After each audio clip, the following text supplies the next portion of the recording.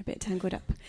As Catherine said, I was working with Prayer Spaces for the last 4 years, and I finished that back in July, but I still think Prayer Spaces is amazing, fantastic. It still excites me to hear everything that's going on in schools and beyond with all of this kind of stuff, and my current job is still relevant. We're still doing spiritual development in schools, finding ways to help young people engage with their own faith and their own spirituality, and while we're doing it, to present the Christian faith as an option in doing that too. Prayer Spaces in a multi-faith context. In the schools that we've done in the last 4 years with Origin, there have been a vast range of different balances of faiths and people, as I'm sure you are finding in the different schools that you go into. And so some of the stories and examples that I'm going to share here today are really relevant in some places and nothing like the schools that you're going in other places. And I'm sure you've got plenty of stories and examples like this of your own. But I think a prayer space, this kind of explorative, investigative learning is absolutely perfect for the multi-faith context. For lots of reasons that we've heard already. But to start with, thinking through this, I was thinking, why is this important? Why is it important for us in school? And I thought I'd just show you this. This is my dad's school photograph, 1961. So he was in year 6. It's probably too small for you to see which one's my dad, and given that none of you have met him anyway. My dad is the second one in from the left on this side. That's my dad. Now, that's his school. It was in Luton, still there. And as you can see, that's a class of 40 children, 40 kids in one class. All of them white, all of them, I mean, I don't know, probably don't know most of those people. But it would have been a predominantly Christian culture back then in the 60s. That would have been normal and accepted. Our reteaching would have been just learning stories from the Bible and festivals and things like that most of the time. But moving on, a few years later, 23 years later, this is the same school, and that's my school photograph. I believe I was in year 2 then, and as you can see, the culture of the school is already starting to change. And I was looking through those pictures. I think there's a Buddhist, maybe 2 Hindus and 2 Muslims in that class. And I was also trying to work out how many of those kids were from active Christian families. I don't really know. But it's beginning to change the mix of people and faiths and cultural experiences that you have in that classroom. And to some extent, thinking about multi-faith in education for me is something that I've had to actually step back and choose to learn about, because for me, my experience of education has always been multi-faith. So one of the girls, I had 2 of the girls on the second row there. One of them's Buddhist and one of them's a Hindu. They were my closest friends at school. So interacting with people of other faiths is normal for me, and I've had to kind of step back and look at what that looks like if that isn't your experience. By the time we left school, 1990, this is when I was in year 6, the balance has changed even more. So 40% of that class are non-white, and from predominantly Muslim, although the Buddhist and the Hindu girls are still there, at class. So again, surrounded by lots of different cultures, different experiences, people who are saying, well, we get this Christmas holiday, but we don't do Christmas, and that kind of thing. And so what we were learning about in RE then wasn't just Christianity anymore, even though assemblies and the character of the school was still Christian. Not a church school, it was just normal to have Christian assemblies. And so I asked a friend whose child goes to that school today what their school photo looks like. That's my friend Abigail in the middle there, surrounded by all of her classmates. Predominantly from that school now, they're Bangladeshi Muslims, almost all of them.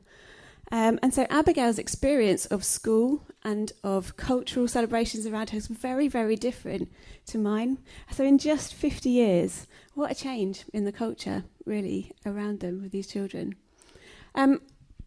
Yeah, interesting, I think, and it's fascinating going and talking to Abigail about her friends, the things that they do together and the things that they talk about. She's been to more Muslim weddings than Christian weddings because her friends' family are getting married and things like that. So I think in that context, education across the UK is changing because the culture of the UK is changing. And it's really important that we learn not just about our own faith and our own beliefs, but about those around us as well. So we know how to live together, the case for RE, if you like. Was that still important back in 1961 when my dad was at school? Yeah, I think so. And they didn't learn it, really. Dad's learning stuff about the cultures and the faiths in Luton now because he's surrounded by it now. He didn't learn it at school. And I wanted to start with something that Phil's already said. So here you go. When you're in school, E is for education. Whatever you've gone there for, whichever hat you've got on when you get there, if you're in school grounds, E is for education first. Not for evangelism, but for education. We're there as invited, hopefully, guests and visitors, and we have to understand the school agenda and work with it. So if you're in school just to evangelise, just because you want to say, hey, I'm a Christian, and this is what that means, and this is why you should believe it too, you're probably not going to last very long in a school context. Now, there are plenty of things that we do in school as education, which are also evangelistic in some way. But we have to go with this education focus first. Now, within that, is that multi-faith education? I suppose it depends what you mean by that, really. With doing prayer spaces, I was often asked by schools, will you come and do a multi-faith prayer space? I've never done one. I don't really know what one looks like. Maybe some of you have done it. I'd be interested to hear. But I think it's confusing for children if we try and do all of the faiths all at the same time. I think it's hard then to separate out at the end of the day, and you get home and you've done all sorts of things at school that day. And one of them was to visit this multi-faith prayer space, and it had a bit of this and a bit of that and a bit of that. But I can't remember which ones believe this and which ones do that and which ones do that. I think it's very, very hard to separate it out. And so we were always very clear, no, we are Christians, and we will present a Christian prayer space because it's who we are and it's what we know. We'll do it as education, so we would teach about Christianity. We're not going to be coercive, like the quote from Lat. And we're happy to be part of a multi-faith programme of education, so teach the Christian stuff alongside all of the other approaches to prayer and stuff as well. But I can't teach much of what Muslims believe about prayer. I know a bit about it because I'm a teacher and I've learnt stuff and I've taught stuff in RE, but I don't know as much about that as I know about Christian prayer, so you'd be better off getting the Muslims in and let's do it together in that sense, but not in the same session at the same time. So I believe in education. I believe it's really important. I'm an escaped primary school teacher, a bit like Catherine. And I think education is very, very important and has a lot to do for society today, for solving some of the things that are going on, for setting kids up. And listening to Nicola earlier made me want to go back and be a teacher again. That doesn't happen very often. I put it on Twitter and some of my friends have said you should go and sit in a dark room until you feel okay again. So I think it's probably a bad idea. But I do believe in education. And when I was looking through different ways of doing education, different things, I came across this. Educational pluralism. Now, when I first read the word pluralism, I thought, I don't know about that. Because when we use pluralism in a faith context, I don't think I do agree with that. But educational pluralism, that an educational community is enriched when individual differences are respected and welcomed, I believe in that. I think that's important. And I think prayer spaces are an important contribution to that within the life of the school. But I also think the way that we interact with all of our pupils in a prayer space is important to that too. And so bringing pupils into a prayer space, I remember sitting in a prayer space in Bushy with some girls. It was a girls' school. And they'd been sticking post-it notes all over everything and doing all the activities and stuff. And one of the girls was Jewish. And one of the other girls said, how does this work for you? Because you're not one of those Christians, are you? And she said, yeah, but this is like the Wailing Wall. It never crossed my mind before. It's kind of obvious, really, I suppose. And letting her then talk about what that means. Had she visited it? No, but her family had. And why was that important to them in their culture? And how did prayer work for them? Within the context of this Christian prayer space, it enriched the experience of all the students that were in that group, because they could then all talk about how they'd felt sticking the post-it note up and how Jews have been doing it in Jerusalem for years and years and years, and how does God read all of those things? It just opens up so much because we were respecting and welcoming differences, not saying, you can't talk about that Jewish stuff because this is a Christian prayer space, we don't talk about that in here. But to start say, well, what's your experience of this? How does this relate to what you believe and what you know and what you do? There's a very interesting quote from the Professional Council for Religious Education. I don't think that council still exists, but I quite like what they said, which is that in lessons, including RE, pupils are engaged in the task of learning. And religious visitors are valuable because they bring an authentic voice of faith into the classroom. This may be informative, help develop understanding, and may also challenge pupils to reflect on their own commitments. So if you worry about whether or not you're welcome in your school, you're welcome in your school, and this is why.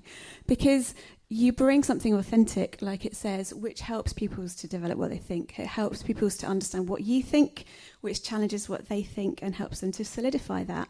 I'm sure for almost all of us, if you were brought up in a Christian family, there will have been a point somewhere along your faith journey where you had to step back and say, I've always learnt this, but do I believe it? And so for me, that was choosing to go to a different church to my parents and considering beliefs and stuff like that. I think doing this kind of thing in schools helps kids to do that. Well, this is what I've always learnt that we've believed at home. This isn't the same as like, what do I think? Listening to things that you don't believe challenges that too. So as much as prayer spaces are good for the Christian kids, it's good for the non-Christian kids too, because it makes them think, what do I believe and why is this different? And which one do I take away at the end of it? It's challenging. It's good for thinking. Now, I've got one or two stories of things that have happened in schools and ways that I think prayer spaces address these or can be presented in a way that help. And the first one is this. It was at a school in Surrey, in Farnham. It wasn't Jane's school. She'll be pleased to know. But we were in the school for a week. There was a prayer space set up and letters had gone home to the parents about what was going on and who we were and all of this. And a message came back from Daddy, which said this. My daughter can't join in the prayer space. And this family are Jehovah's Witnesses, so it's fairly normal for the children to be withdrawn from the RE lessons.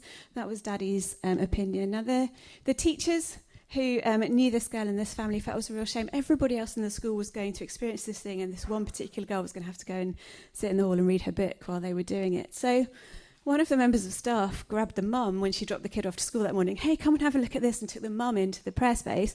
Mummy then says,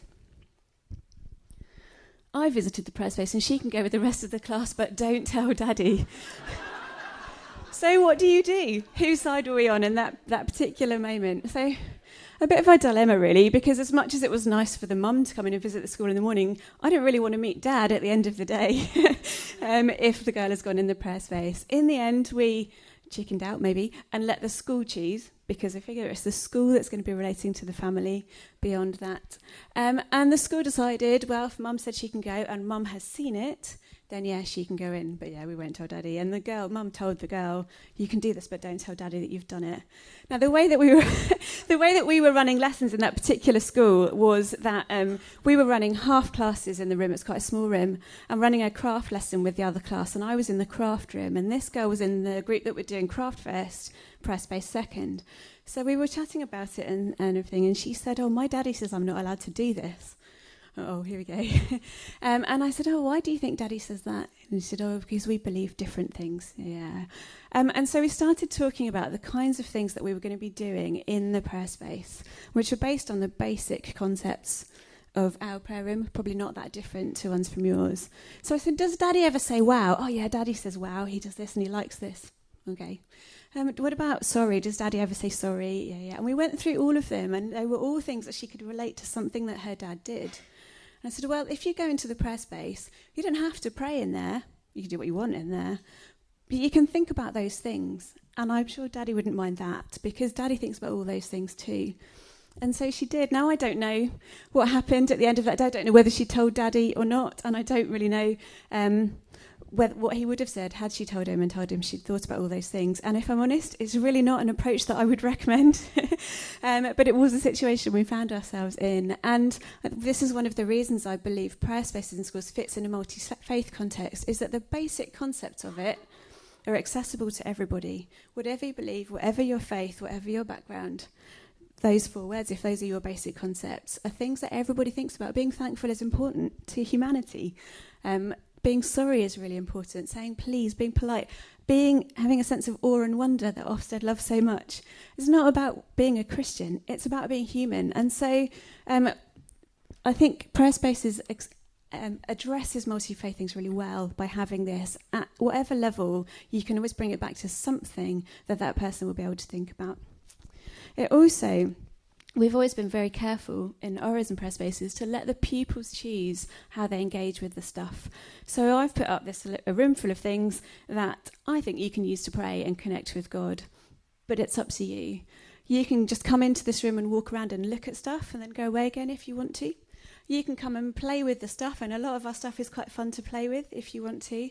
You can think about the concepts without adding any spiritual element to it if you want to, or you can pray and engage with God and spirituality if you want to, but that's up to the pupil to do that, which is another version of that not being coercive, not forcing faith or prayer onto anybody. It's letting it sit in front of them and they choose what they do with it.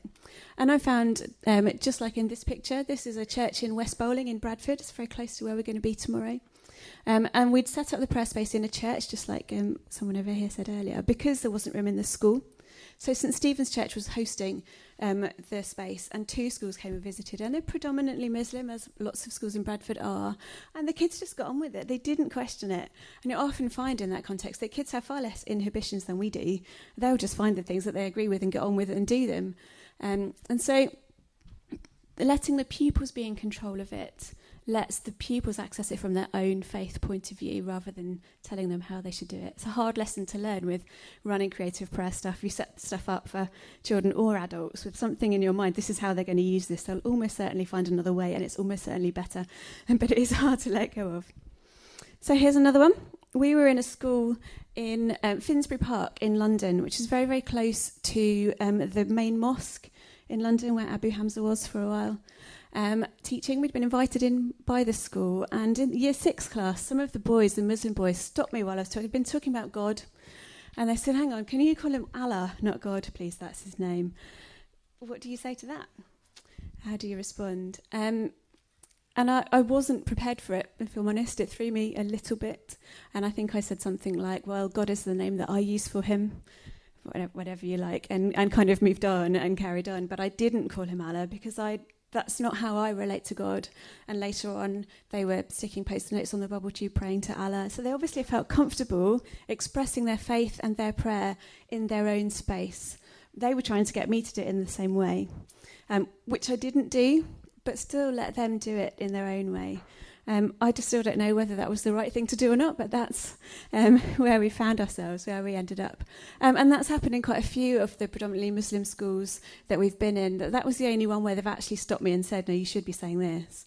But children, I talk about God in my introduction. I don't talk about Jesus, but I do talk about God. I don't really talk about being a Christian. I just talk about God, and the kids kind of know or assume that that's what I'm talking about. And then the kids will go off and write their own version of that, their own expression of that.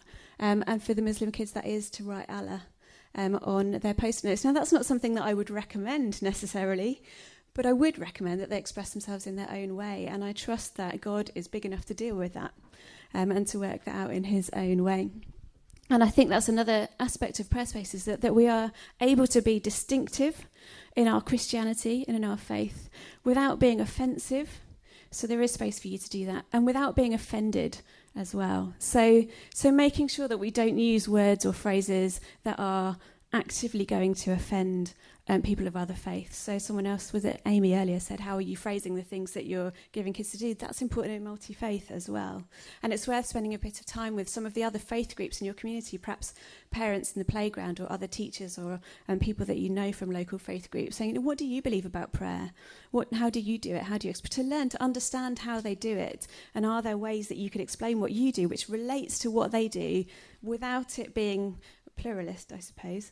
But also without being offended. I could have been offended that those boys were writing prayers to Allah on the bubble tube, and that wouldn't have really got us anywhere either, except into more arguments. And I didn't want to argue with them, want them to feel safe in that space. And so just choosing to let them express in their own way, and like I've said, to trust that God was big enough to deal with whatever happened next. Another one, this was one of our first prayer spaces in Addleston. It was a high school, a non-faith school, and we were running RE lessons. And during the week, a parent of one of the boys called the school and said, why have you let my son go to this prayer room? He doesn't believe in God. We're not a Christian family, and we deliberately chose a non-faith school so that he could have all the options. We wanted to keep his options open. So why have you made him do this Christian stuff? Well, firstly, we didn't make him do anything, but anyway. And the RE teacher, she's actually one of the people that you would have seen in the video right at the beginning. She said, she's bolder than I am, but she said, if you want him to be able to consider all the options, you've got to tell him what those options are. Great answer.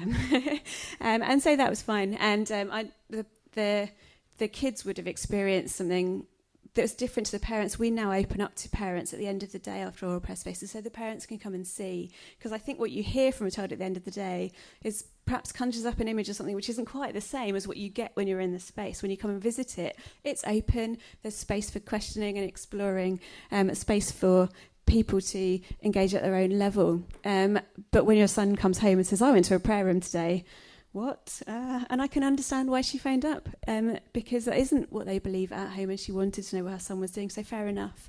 But yeah, giving people space to explore and question. He would know that that's not what they believe, and it's not what they do at home. He's experiencing something different, so he gets to explore this different thing and question it and challenge it. I nicked this photo off you, Phil, sorry.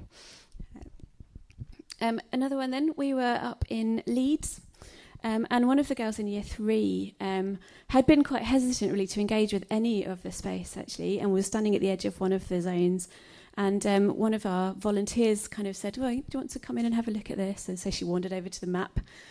Is there someone in another country that you'd like to say a prayer for? And it was just after the earthquakes in Japan.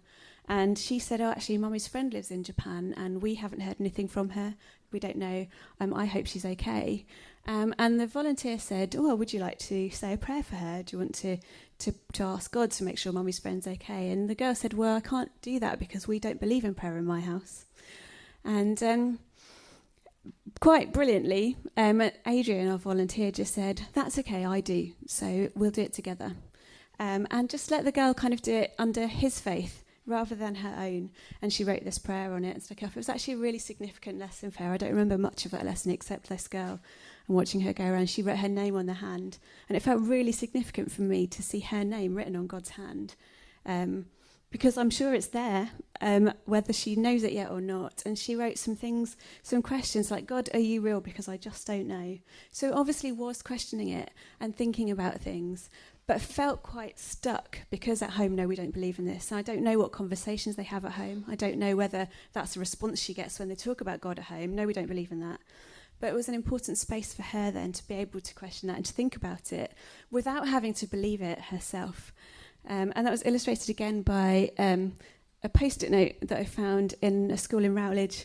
The prayer on the post-it note was something to do with someone's brother who was being mean to this girl and her friend in the playground. And then just in tiny writing in the corner it said this, also, I'm not Christian, but make it come true. Which I love. That's faith, really. This kind of sense that, I've never really said that I believe this, I don't know, but there might be something in this. So just in case there is, please make it come true. Brilliant. And I love the way that prayer spaces do that. It doesn't enforce faith. You don't have to have any faith to be in this. You don't have to believe in God or prayer to do this.